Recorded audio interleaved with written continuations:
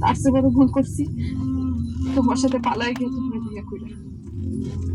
এখন আমি না পারতেছি আমাকে বিয়ার কথা বাড়িতে কইতে, না পারতেছি কোনো কিছু সহ্য করতে। তুমি যদি আমার আত্মীয় না হইতা তাহলে আমাকে ভালোবাসার কথা আমি বাড়িতে গিয়ে কইতে পারতাম, কিন্তু এখন মনে হচ্ছে আমি জীবনে তোমার আর পাবো না। আপু কালকে আরেক লোকের সাথে আমার বিয়ে দিয়ে দিব। আমি বিবাহিত মাইয়া, আমার স্বামী থাকা সত্ত্বে আমি আরেক লোকের সাথে বিয়ে হবো? তার আগে আমি নিজেকে শেষ করে দেব। না জোনাকি, আমি পয়সা থাকতে তুই নিজের শেষ করতে পারবি না। তুই যেমন আমার ভালোবাসিস, আমিও তো তোরে ভালোবাসি।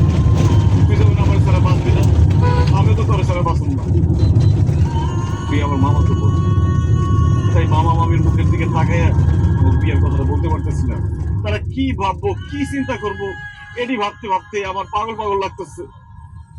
তুই চিন্তা করিস না, আল্লাহ এই আমাকে একটা ব্যবস্থা করে দিব, একটু ধৈর্য ধর। আমি আর কত ধৈর্য ধরুন রাজু? কালকে যে লোক আমার দেখতে আসবো তার সাথে যদি আব্বা আম্মা আমার বিয়ে দিয়ে দেয় তখন আমার কি হইব? অসম্ভব, আমি পয়সা থাকতে অন্য কেউ তোর বিয়ে করতে পারবো না।